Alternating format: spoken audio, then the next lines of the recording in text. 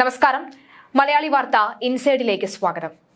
ജാതി, മത, ദേശ, കക്ഷി രാഷ്ട്രീയം എല്ലാം മാറ്റിവെച്ചുകൊണ്ട് കേരള ജനത ഒന്നടങ്കം നവീൻ ബാബുവിന്റെ മരണത്തിന് കാരണമായ കൊലപാതകികളെ പൊതുജന മധ്യത്തിൽ തുറന്നു കാണിക്കുവാൻ അദ്ദേഹത്തിന്റെ കുടുംബത്തോടൊപ്പം നിലകൊള്ളണം എന്നാണ് എല്ലാ മനുഷ്യസ്നേഹികളോടുമുള്ള അപേക്ഷ.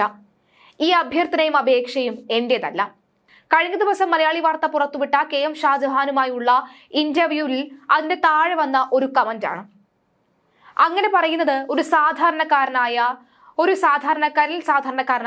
ഒരു മലയാളി തന്നെയാണ്. എല്ലാവരെയും വീട്ടിലെ സഹോദരനെ പോലെ അല്ലെങ്കിൽ ഒരു മകനെ പോലെയൊക്കെ തന്നെ നവീൻ ബാബു എന്ന വ്യക്തി ഇതിനു മുൻപ് കേൾവിയില്ലാത്ത, നേരിട്ട് ഇന്നോളം കണ്ടിട്ടില്ലാത്ത, മുഖപരിചയം പോലും ഇല്ലാത്ത നവീൻ ബാബുവിനു വേണ്ടി കേരളത്തിലെ എല്ലാ ജനതയും ഒറ്റ സ്വരത്തിൽ ഇങ്ങനെ പറയണമെങ്കിൽ അതിൽ കേരളത്തിൽ ഇതുപോലെ കോളക്കം സൃഷ്ടിച്ച മറ്റൊരു കേസില്ല എന്ന് വേണമെങ്കിൽ പറയാം. നിലവിൽ നവീൻ ബാബുവിന്റെ മരണത്തിൽ എന്താണ് സംഭവിച്ചത്, അദ്ദേഹത്തിന്റെ മരണത്തിലുള്ള ദുരൂഹതകൾ വ്യക്തമായി തെളിയിക്കാനായി അല്ലെങ്കിൽ വ്യക്തമായി അറിയാൻ ഈ നാട്ടിലെ ഓരോ ജനങ്ങൾക്കും അവകാശമുണ്ട്. അതവർ ആഗ്രഹിക്കുന്നുണ്ട്. സത്യത്തിൽ CBI അന്വേഷണം വേണമെന്ന് തന്നെയാണ് ഒറ്റ സ്വരത്തിൽ എല്ലാവരും ആവശ്യപ്പെടുന്നത്. നവീൻ ബാബുവിന്റെ മരണം അതൊരു കൊലപാതകമാകാനുള്ള 5 നിർണായക കാര്യങ്ങൾ മഞ്ജുഷ കഴിഞ്ഞ ദിവസം ഹൈക്കോടതിയിൽ വ്യക്തമാക്കിയിരുന്നു. അക്കാര്യം കൃത്യമായി കഴിഞ്ഞ ദിവസം നടത്തിയ അഭിമുഖത്തിൽ KM ഷാജഹാനും പറയുന്നുണ്ട്. സത്യത്തിൽ ഇത് കേട്ട എല്ലാ മലയാളികളും, ഏകദേശം 60,000-ലധികം ആളുകളാണ് അത് കണ്ടിരിക്കുന്നത്.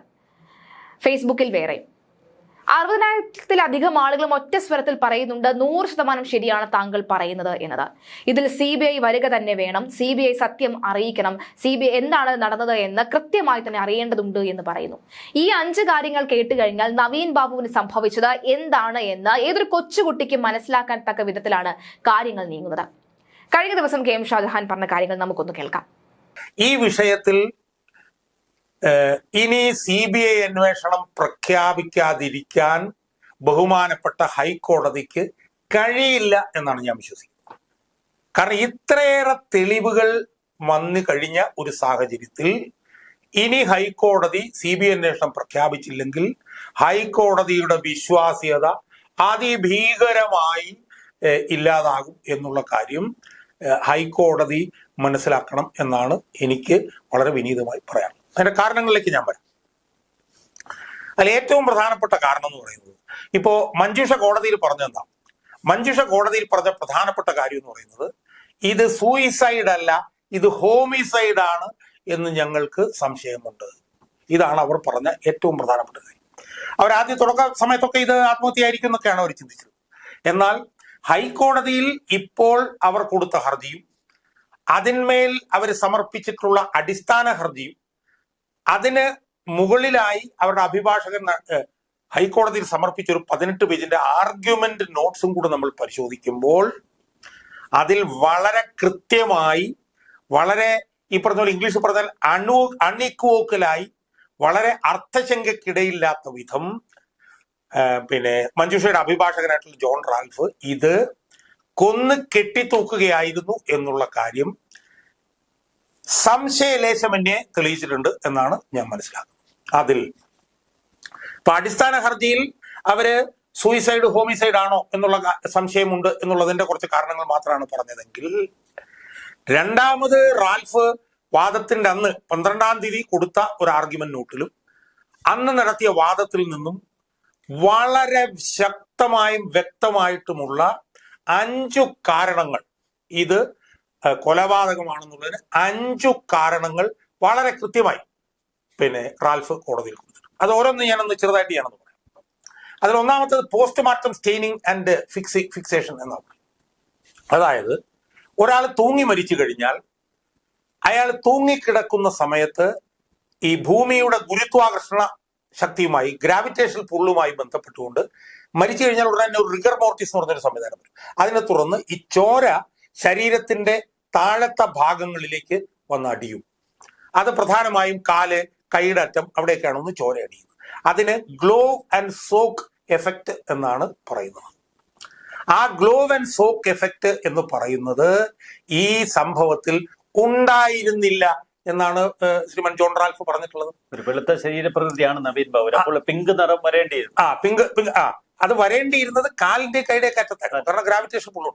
അതിന് പകരം ഈ മൃതശരീരത്തിൽ കണ്ടത് പോസ്റ്റ്മോർട്ടം സ്റ്റെയിനിങ് എന്ന് പറഞ്ഞൊരു പ്രതിഭാസമാണെന്നും അത് പുറത്തായിരുന്നു കണ്ടത് എന്നുമാണ് റാൽഫ് പറയുന്നത്. അത് നോൺ ഫിക്സ്ഡ് ആയിരുന്നു എന്നാണ് പറയുന്നത്. നോൺ ഫിക്സ്ഡ് എന്ന് പറഞ്ഞാൽ ബ്ലാഞ്ചിങ് ടെസ്റ്റ് എന്ന് പറഞ്ഞ ടെസ്റ്റ് ഉണ്ട്. കരിവാളിച്ച് കിടക്കുന്ന ഒരു പാടിന്റെ മുകളിൽ നമ്മൾ വിരൽ വെച്ചിട്ട് 1 മിനിറ്റ് കൊണ്ട് എടുക്കുമ്പോൾ ആ കരിവാളിപ്പ് പോയാൽ ഫിക്സ്ഡ് അല്ല, കരിവാളിപ്പ് അവിടെ ഉണ്ടെങ്കിൽ ഫിക്സഡ് ആണ്. അപ്പൊ നോൺ ഫിക്സ്ഡ് ആയിട്ടുള്ള പോസ്റ്റ്മോർട്ടം സ്റ്റെയിനിങ് ഈ മൃതശരീരത്തിന്റെ പുറത്ത് കണ്ടു എന്ന് പറഞ്ഞാൽ അതിന്റെ അർത്ഥം തൂക്കിയിടുന്നതിന് മുമ്പ് ഒരു ഫ്ലാറ്റ് ആയിട്ടുള്ള പ്രതലത്തിൽ ഈ മൃതദേഹം കുറെ നേരം കിടത്തിയിരുന്നു എന്നുള്ളതാണ്. അതാണ് അയാൾ പറയുന്ന ഒന്നാമത്. രണ്ടാമത്തെ അയാൾ പറയുന്ന പ്രധാനപ്പെട്ട കാര്യം എന്താണ്? ലിഗേച്ചർ ഡിസ്ക്രീപ്പൻസി, അതായത് കെട്ടിത്തൂങ്ങാൻ ഉപയോഗിച്ച കയറ്, അതുമായി ബന്ധപ്പെട്ടിട്ടുള്ള വൈരുദ്ധ്യം. അതായത് അവിടെ പറയുന്ന എന്താണ്? 55 കിലോഗ്രാം തൂക്കവും 165 സെന്റിമീറ്റർ പൊക്കവുമുള്ള ഈ മൃതശരീരത്തിന്റെ കഴുത്തിന്റെ ചുറ്റളവ് ഒരു 35 മുതൽ 38 സെന്റിമീറ്റർ വരെയാണ് വരുന്നത്. പക്ഷെ ഇത് 22 സെന്റിമീറ്റർ എന്നാണ് പറയുന്നത്. മനസ്സിലായി? എന്ന് മാത്രമല്ല പഴയ കയറുമായിരുന്നു. അപ്പൊ അതുകൊണ്ട് ആ ലിഗേച്ചർ ഡിസ്ക്രീപ്പൻസി വളരെ പ്രധാനമാണ്. പിന്നെ പിന്നിലെ മുറിവുകളൊന്നും രേഖപ്പെടുത്തിയ. മൂന്നാമത്തെ പ്രധാനപ്പെട്ട കാര്യം എന്ന് പറയുന്നത് മരണസമയമാണ്. മരണസമയമായിട്ട് പോലീസ് തന്നത് അങ്ങനെ തന്നെ എഴുതി വെക്കുകയാണ് ചെയ്തിട്ടുള്ളത്. ശാസ്ത്രീയമായിട്ട് ഡോക്ടർ അതിനെക്കുറിച്ച് ചിന്തിച്ചിട്ടില്ല. പറയുന്നത് എന്താണ്? രാവിലെ 4:30ക്കും 5:30ക്കും ഇടയിൽ നിന്നാണ്. പക്ഷേ ടൈം സിൻസ് ഡെത്ത് എന്ന് പറഞ്ഞിട്ട് വിദഗ്ധന്മാർ പറയുന്നത് 6 മണിക്കൂറിന് മുകളിലും 18 മണിക്കൂറിന് താഴെയുമാണ് മരണം സംഭവിച്ചിരിക്കാനിടയെന്നാണ് വിദഗ്ധന്മാർ പറയുന്നത്. എന്ന് പറഞ്ഞാൽ 14-ാം തീയതി വൈകിട്ട് 6:40-നും 15-ാം തീയതി രാവിലെ 6:40-നും ഇടയിലുമാണ് മരണം നടന്നിട്ടുണ്ടാവാൻ സാധ്യത. എന്നാൽ ഡോക്ടർ എന്താ ചെയ്തത്? പോലീസ് പറഞ്ഞ പോലെ 4:30ക്കും 5:30ക്കും ഇടയിലാണ് എന്നങ്ങ് പറഞ്ഞ് തള്ളിക്കളഞ്ഞു. അതാണ് അടുത്ത പോയിന്റ്. അടുത്ത പ്രധാനപ്പെട്ട പോയിന്റ് എന്താ? ശരീരത്തിൽ നിന്ന് ഒരു ദ്രാവകവും പുറത്തേക്ക് വന്നിട്ടില്ല എന്നാണ്. സാധാരണഗതിയിൽ തൂങ്ങി മരിക്കുമ്പോഴത്തേക്കും മൂത്രം, അതുപോലെ തന്നെ ശുക്ലം, അതുപോലെ തന്നെ രക്തം, അതുപോലുള്ള ഒരു 4-5 ദ്രാവകങ്ങൾ ശരീരത്തിൽ നിന്ന് പുറത്തേക്ക് വരേണ്ടതാണ്. ഇതൊന്നും വന്നിട്ടില്ല എന്ന് മാത്രമല്ല, മരിച്ച് തൂങ്ങിക്കിടക്കുന്ന ആളുടെ ശരീരത്തിൽ സലൈവറി ഡ്രിബിൾ എന്ന് പറഞ്ഞൊരു സംഭവം ഉണ്ടാകുന്നു അവിടെ. അതായത് മരിച്ചു കഴിയുമ്പോഴത്തേക്കും ഈ സലൈവ ഇതുപോലെ ഈ മുഖത്ത് 2 ഭാഗത്തൂടെയും വരികയും അത് ഷർട്ടിലും ശരീരത്തിലും ഒക്കെ കാണും. അതും സംഭവിച്ചിട്ടില്ല. ഒരു ദ്രാവകവും പുറത്തേക്ക് വന്നതായിട്ട് പറഞ്ഞില്ല. അടുത്ത പ്രധാനപ്പെട്ട പോയിന്റ് എന്താണ്? ആന്തരാവയവങ്ങൾ ടോക്സിക്കോളജി ടെസ്റ്റിന് അയച്ചിട്ടില്ല. കാരണം എന്താ? ഇതൊരു അസ്വാഭാവിക മരണമാണ്. സ്വാഭാവികമായും അസ്വാഭാവിക മരണമാണെങ്കിൽ ആന്തരാവയവങ്ങൾ ടോക്സിക്കോളജി ടെസ്റ്റിന് അയക്കേണ്ടതാണ്. കാരണം ഇത് വിഷം ഉള്ളിൽ ചെന്നിട്ടാണോ അല്ലെങ്കിൽ അബോധാവസ്ഥയിൽ കിടത്തിയിട്ടാണോ പരിശോധിക്കുക എന്നുള്ളത് അത് ചെയ്തിട്ടില്ല. അതുപോലെ തന്നെ മറ്റൊരു പ്രധാനപ്പെട്ട കാര്യം എന്ന് പറഞ്ഞാൽ എന്താണ്? പ്രധാനപ്പെട്ട കാര്യം എന്ന് പറഞ്ഞാൽ ബ്രെയിന്, ലങ്സ്, ഹാർട്ട്, ഇത് ഹിസ്റ്റോപത്തോളജി ചെയ്യണം എന്നാണ് പറയുന്നത്. കാരണം എന്താ? പുറമെ ആരോഗ്യവാനാണെന്ന് തോന്നുന്ന ആൾക്കും ചിലപ്പോൾ അയാൾക്ക് ഹൃദയത്തിൽ പ്രശ്നം ഉണ്ടാവും, ചിലപ്പോൾ അയാൾക്ക് ലങ്സിൽ പ്രശ്നം ഉണ്ടാവും, ചിലപ്പോൾ അയാൾക്ക് ബ്രെയിനിൽ പ്രശ്നം ഉണ്ടാവും. എന്ന് മാത്രമല്ല ചിലപ്പം സ്ട്രോക്ക്, ഈ പറഞ്ഞതുപോലെ സെറിബ്രൽ ഹെമറേജ്, അതിനൊക്കെ ഉള്ള പ്രവണത ചിലപ്പോൾ അയാൾ കാണിക്കും. പക്ഷെ പുറമെ ഒന്നും സംഭവിച്ചെന്നിരിക്കില്ല. അങ്ങനെയുള്ള ഒരാൾക്ക് നല്ലൊരു അടി ശരീരത്തിൽ കൊടുത്താൽ അയാൾ അങ്ങ് മരിച്ചു. അപ്പൊ അതുപോലെ അങ്ങനെയൊക്കെ ചെയ്യുമ്പോൾ ഉണ്ടാകുന്ന നിലയിലുള്ള പ്രശ്നങ്ങളുണ്ടോ എന്ന് പരിശോധിച്ചിട്ടില്ല. അപ്പം ഏതാണ്ട് ഒരു 12ഓളം വീഴ്ചകൾ ഈ ഈ ഈ ഈ പോസ്റ്റ്മോർട്ടത്തിൽ ഉണ്ടായിട്ടുള്ളതായിട്ടാണ് നമുക്കിപ്പോൾ മനസ്സിലാക്കാൻ കഴിയും. ഏറ്റവും പ്രധാനമായിട്ട് എനിക്ക് മനസ്സിലാക്കാൻ കഴിഞ്ഞൊരു കാര്യം എന്ന് പറഞ്ഞാൽ തലയൂട്ടി തുറന്നിട്ടുണ്ടോ. ഇപ്പം ബ്രെയിനിന് 1250 ഗ്രാം തൂക്കമുണ്ടെന്നൊക്കെ പറഞ്ഞതിനകത്ത് പറയുന്നു. പക്ഷെ തലയോട്ടി തുറന്നിട്ടുണ്ടോ എന്നുള്ള സംശയം വളരെ ഗൗരവമായി വിദഗ്ധന്മാർ ഉയർത്തുന്നുണ്ട്. കാരണം ഈ പോസ്റ്റ്മോർട്ടത്തിന്റെ സമയത്ത് തലയോട്ടി തുറക്കുന്നത് എങ്ങനെയാണെന്നറിയാം. അതായത് നമ്മുടെ ഈ ചെവിയുടെ പുറയിൽ ഒരു മുഴയുണ്ട്, ഈ ചെവിയുടെ പുറയിൽ ഒരു മുഴയുണ്ട്. ഈ മുഴയിൽ നിന്ന് ഈ മുഴ വരെയാണ് ഒരു ഇൻസിഷൻ ഉണ്ടാക്കി ഇങ്ങനെ തലയോട്ടി ഇങ്ങനെ പൊക്കി ഈ താത്തി എടുത്തിട്ട് ബ്രെയിൻ അതിനകത്ത് എടുത്തിട്ട് പരിശോധനയ്ക്ക് കൊടുക്കുന്നു. അപ്പൊ ഇവിടെ എന്നിട്ട് പറയുന്ന എന്താണ്?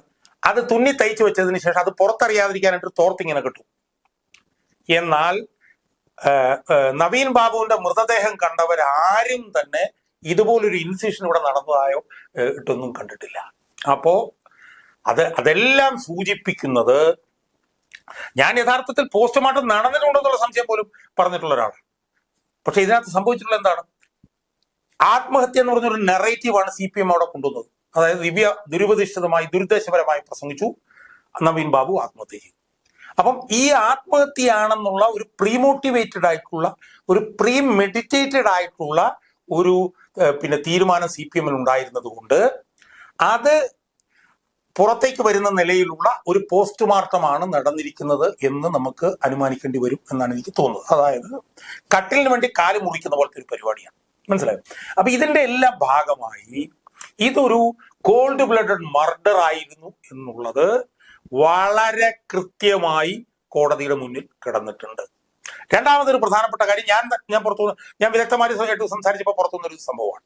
അതായത് ഇപ്പൊ പുറത്ത് പോസ്റ്റ്മോർട്ടം സ്റ്റെയിനിങ് വരുമ്പോൾ ആ പോസ്റ്റ്മോർട്ടം സ്റ്റെയിനിങ്ങിന്റെ കളറും ശരീരത്തിൽ ചെന്ന വിഷവുമായി ബന്ധമുണ്ട് എന്ന് ശാസ്ത്രീയമായിട്ടുള്ള പഠനങ്ങൾ പറയുന്നുണ്ട്. അതായത് പോസ്റ്റ്മോർട്ടം സ്റ്റെയിനിങ്ങിന്റെ നിറം ചെറി റെഡ് എന്ന് പറഞ്ഞിട്ടുള്ളതാണെങ്കിൽ അത് കാർബൺ മോണോക്സൈഡ് ആവാനുള്ള സാധ്യതയുണ്ട്. അത് പിങ്ക് നിറത്തിലുള്ളതാണെങ്കിൽ അത് സയനൈഡ് ആവാനുള്ള സാധ്യതയുണ്ട്. അത് ബ്രൗൺ നിറത്തിലാണെങ്കിൽ അത് നൈട്രേറ്റ് പോയിസണിങ് ആവാനുള്ള സാധ്യത അതിനകത്ത് കാണുന്നുണ്ട്. മനസ്സിലായി? അപ്പം ശരീരത്തിൽ ചെന്ന വിഷവും ഈ പോസ്റ്റ്മോർട്ടം സ്റ്റെയിനിങ്ങിന്റെ കളറും തമ്മിൽ ബന്ധമുണ്ടെന്ന് സയന്റിഫിക് ആയിട്ട് പ്രൂവ് ചെയ്തിട്ടുള്ളതാണ്. അപ്പൊ ഇതിന്റെയൊക്കെ പശ്ചാത്തലത്തിൽ ഇത്രയും എന്ന് മാത്രമല്ല, പോസ്റ്റ്മോർട്ടം ചെയ്ത ആള് പിന്നെ അടിമുടി സഖാവായിരുന്നുള്ള സാധനം പുറത്തു വന്നിട്ടുണ്ട്. അപ്പൊ ഇതിന്റെയൊക്കെ പശ്ചാത്തലത്തിൽ ഇത് കൊലപാതകമാണെന്നുള്ളതിന് ആവശ്യത്തിലധികം, അതായത് കൊലപാതകമാണെന്ന് കാണിക്കുന്ന തെളിവുകളുടെ പെരുമഴയാണ് ഇപ്പോൾ ഉണ്ടായിരിക്കുന്നത്. ഈ സാഹചര്യത്തിൽ ഒരു സംശയവും വേണ്ട, CBI അന്വേഷണം അല്ലാതെ വേറൊരു പോംവഴി ഇതിനില്ല. ഈ പശ്ചാത്തലത്തിൽ ഇപ്പൊ ഞാൻ ചോദിക്കട്ടെ, ഇപ്പം കൊലപാതകമാണ് എന്ന് ഞങ്ങൾ അന്വേഷിക്കാം എന്ന് പറയുന്നു. ആരാ പറയുന്നു? കണ്ണൂരിലെ കുറെ പോലീസ് ഉദ്യോഗസ്ഥന്മാരാ പറയുന്നത്.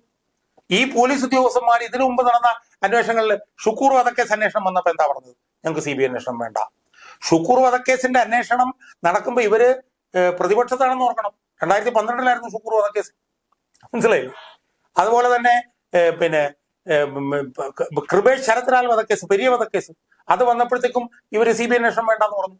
കതിരൂർ മനോജ് വധക്കേസ് വന്നപ്പോൾ ഇവർ CBI അന്വേഷണം വേണ്ടെന്ന് പറഞ്ഞു. ഷുഹൈബ് വധക്കേസ് വന്നപ്പോൾ ഇവർ CBI അന്വേഷണം വേണ്ടെന്ന് പറഞ്ഞു.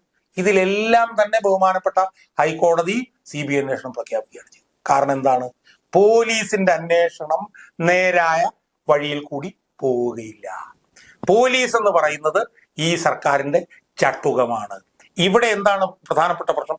ഇവിടെ CPMന്റെ നിക്ഷിപ്ത സ്വാർത്ഥ താല്പര്യങ്ങളാണ് ഇതിനകത്ത് ഇൻവോൾവ് ആയിട്ടുള്ളത്, അന്തർലീനമായിട്ടുള്ളത് എന്നുള്ളത് കൊണ്ട് എന്ത് ഇവിടുത്തെ പിണറായിയുടെ പോലീസ് അന്വേഷിക്കാന്ന് പറഞ്ഞാലും അതിനകത്തൂടെ സത്യം വെളിയിൽ വരില്ല.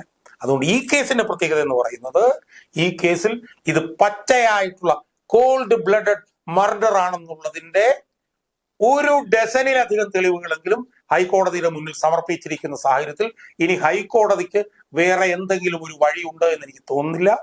ഈ തെളിവുകളെല്ലാം അവഗണിച്ചുകൊണ്ട് ഹൈക്കോടതി CBI അന്വേഷണം പ്രഖ്യാപിച്ചില്ലെങ്കിൽ ഹൈക്കോടതി പക്ഷപാതപരമാണ് എന്ന് ജനങ്ങൾക്ക് തോന്നും എന്ന് മാത്രമേ എനിക്ക് ഈ അവസരത്തിൽ സൂചിപ്പിക്കാം. തീർച്ചയായും ഇങ്ങനെയെങ്കിൽ ഇനി വരാൻ പോകുന്ന വിധി തീർച്ചയായും CBI അന്വേഷണം പ്രഖ്യാപിച്ചുകൊണ്ടുള്ള കോടതി വിധി തന്നെയായിരിക്കും. കഴിഞ്ഞ ദിവസവും കൗസർ ഇടപ്പക്കത്തിന്റെ ബെഞ്ച് ഈ ഒരു കേസ് വാദത്തിനായി എടുത്തപ്പോൾ അദ്ദേഹം പറഞ്ഞത് CBIയുടെ താല്പര്യമല്ല നമ്മൾ നോക്കുന്നത്, CBI ഈ കേസിന് വരണോ വേണ്ടയോ, അതിന്റെ ആവശ്യകത ഉണ്ടോ ഇല്ലയോ എന്നാണ് അറിയേണ്ടത് എന്നുള്ളതാണ്. പല കാര്യങ്ങളിലും അല്ലെങ്കിൽ പല കേസുകളിലും CBI അന്വേഷണം വേണ്ടതില്ല എന്ന് പറഞ്ഞു വെച്ച പല കാര്യങ്ങളുമുണ്ട്, അല്ലെങ്കിൽ പല കേസുകളുമുണ്ട്. ഇവിടെ ഇൻക്വസ്റ്റ് റിപ്പോർട്ട്, പോസ്റ്റ്മോർട്ടം റിപ്പോർട്ട്, അതുപോലുള്ള പല റിപ്പോർട്ടുകളിലും ഒക്കെ തന്നെ നിർണായക കാര്യങ്ങൾ പലതും മറച്ചു വെക്കുന്നുണ്ട്. മാത്രവുമല്ല, ഡോക്ടറിനെ അടക്കമുള്ള കളികൾ ഇവിടെ നടന്നിട്ടുണ്ടോ എന്ന സംശയം അടക്കമുള്ളവ ഉയരുകയാണ്. ഇതിനൊക്കെ തന്നെ വ്യക്തമായ ഉത്തരം കേരളത്തിലെ ജനങ്ങൾക്ക് ലഭിക്കേണ്ടതുണ്ട്, നവീൻ ബാബുവിന്റെ കുടുംബത്തിനും ലഭിക്കേണ്ടതുണ്ട്. ഒന്നടങ്കം പ്രാർത്ഥിക്കാം, ഒന്നടങ്കം അവരുടെ അഭിപ്രായങ്ങൾ നമുക്ക് രേഖപ്പെടുത്താം. CBI അന്വേഷണം വേണം എന്നുള്ളത് എന്തായാലും കേരളത്തിലെ എല്ലാ ജനതയും ഒറ്റവാക്കിൽ പറയുമ്പോൾ എന്തായിരിക്കാം ഈ ഒരു കേസുമായി ബന്ധപ്പെട്ട് നടക്കുക എന്ന് നമുക്ക് കണ്ടറിയാം.